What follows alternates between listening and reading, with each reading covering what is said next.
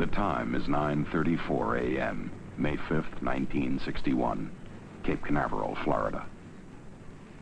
High above, atop this redstone rocket, 10, 9, Alan Shepard waits. 7, 6, 5, 4, 3, 2, 1, 0. Liftoff. Oh, Roger, liftoff and the clock has started. Yes, the clock had started, not only on this nation's first manned flight into space, but it had started on a new age in manned space exploration.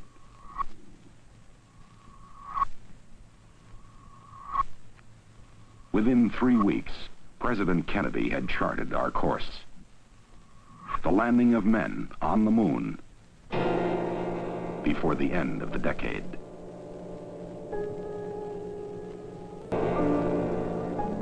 This is the moon, man's first stop on his way to explore our solar system.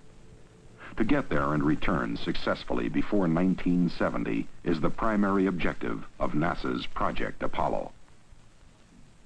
A project that represents the greatest, most intricate mobilization of government, science, and industry ever attempted outside of war. An immense scientific program in which the United States will invest some $20 billion before it is achieved.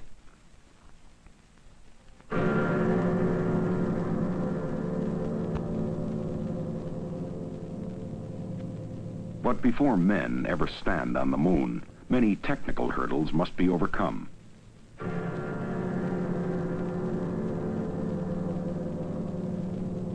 The steps remaining parallel the steps undertaken in the development of aviation. Project Mercury put us through the Kitty Hawk stage in space. Our second step, Project Gemini. The Gemini spacecraft has 50% more working area inside than the Mercury spacecraft has. The schedule? Flights to begin in 1964. This modified Titan II, with a thrust of 430,000 pounds, will hurl 2 men into orbit for periods of a week, maybe longer.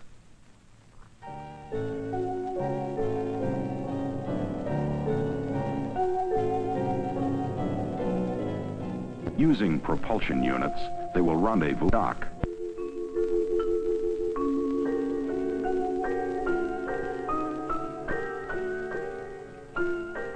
This experience is an essential step toward Project Apollo and the moon. Its most urgent engineering challenge, the development of a launch vehicle, capable of hurtling some 45 tons of men and material to a point 250,000 miles away. More powerful than anything produced in the United States or Russia to date. During the Apollo program, NASA will use 3 different launch vehicles: Saturn I, Saturn 1B, and Saturn V. Saturn I is a 2-stage launch vehicle. Its first stage has a total thrust of 1.5 million pounds. Saturn 1B is also a 2-stage vehicle. However, its upper stage contains more than twice the power of the Saturn I second stage. The Saturn V is a 3-stage vehicle. It has a booster thrust of 7.5 million pounds, enough power to put 80 Mercury capsules in orbit, or to send the equivalent weight of 2 freight cars to the moon. The Apollo spacecraft consists of 3 modules. The command module is the basic unit of the spacecraft. It carries 3 astronauts, houses the life support system, guidance system, and the navigation and communication system. The service module carries a propulsion engine for trans-lunar flight. The Lunar Excursion Module is the only portion of the spacecraft that will land on the moon. Each phase of Project Apollo is keyed to one of the 3 launch vehicles. During the first phase of the project, the command and service modules will be launched into Earth orbit. These flights begin in calendar year 1965.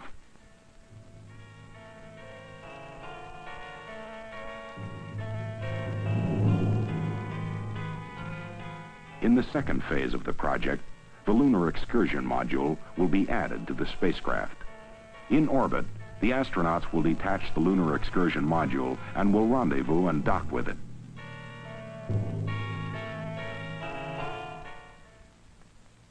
In phase 3 of the project, NASA will use a new concept for assembling the Saturn V in a vertical position. Assembly will take place in a building over 50 stories high. Here, Apollo and Saturn V will be assembled.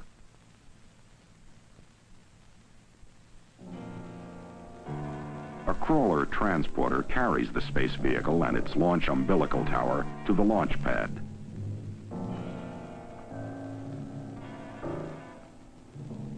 When all of the preparations have been completed, the final objective, the journey to the moon, will be attempted. Here's what will happen.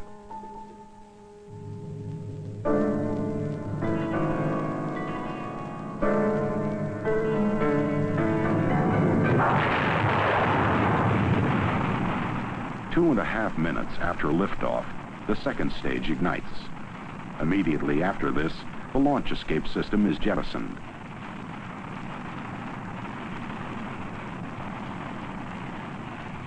Six minutes later, the second stage burns out. Now the third stage places the spacecraft in an Earth parking orbit. Once this is accomplished, the third stage shuts down.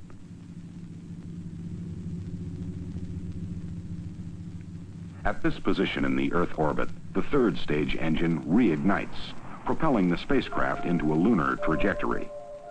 Reaching escape velocity, fairings are jettisoned.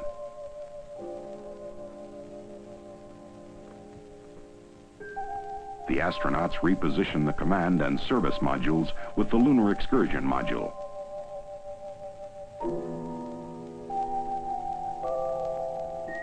En route, the crew will have many tasks to perform.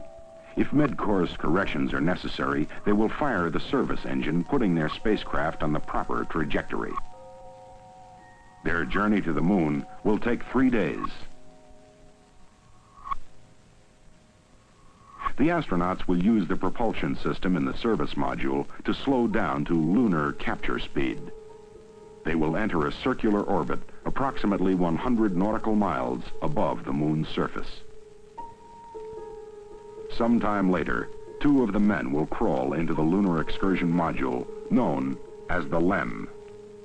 When all is ready, they will detach the LEM from the command and service modules. The command and service modules remain in lunar orbit. Now they make their approach, positioning their craft in the proper landing attitude.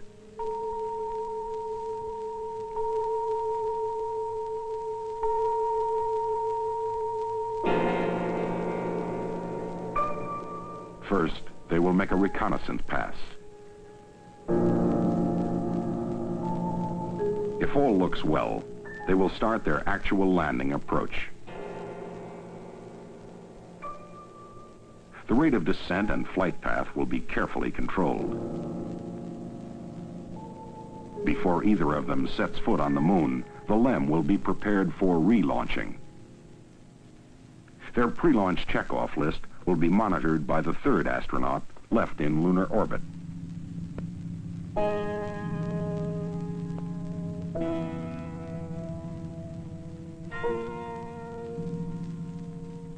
On the moon, the 2 astronauts will photograph and sample the lunar surface.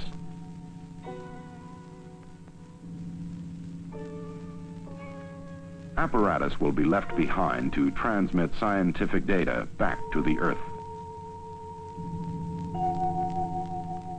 All told, the astronauts will explore the moon for about 1 day.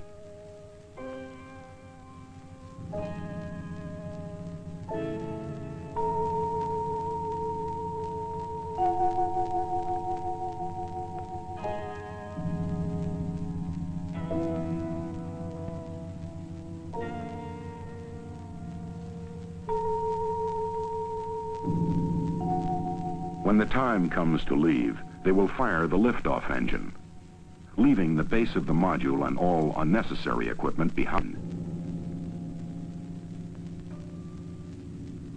Their launch must be timed to permit rendezvous with the command module.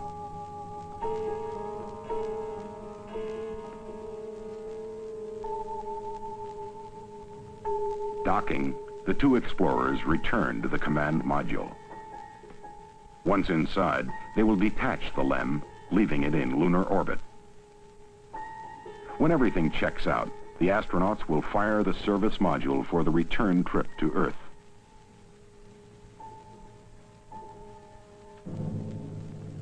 Before entering the Earth's atmosphere, the astronauts jettison the service module and prepare the command module for re-entry into the Earth's atmosphere.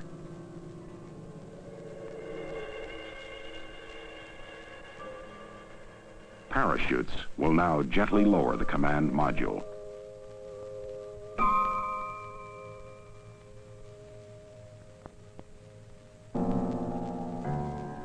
Getting men to the moon will take time. It will happen in this decade, establishing our preeminence in space exploration. The clock has already started.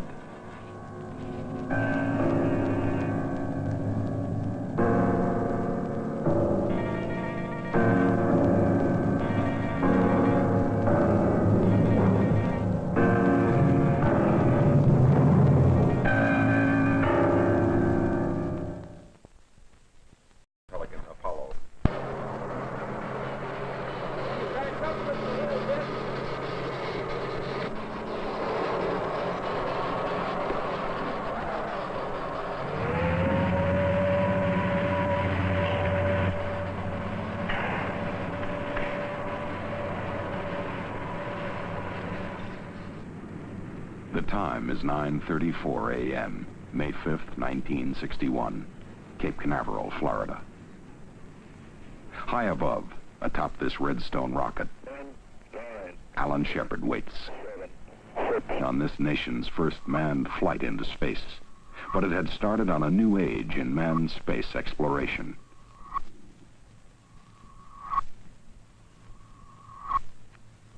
Within 3 weeks, President Kennedy had charted our course. The landing of men on the moon before the end of the decade.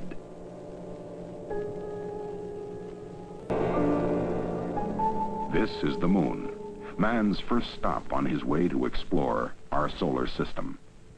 To get there and return successfully before 5, 4, 3, 2, 1, 0. Liftoff. Oh, Roger, liftoff and the clock has started. Yes, the clock had started, not only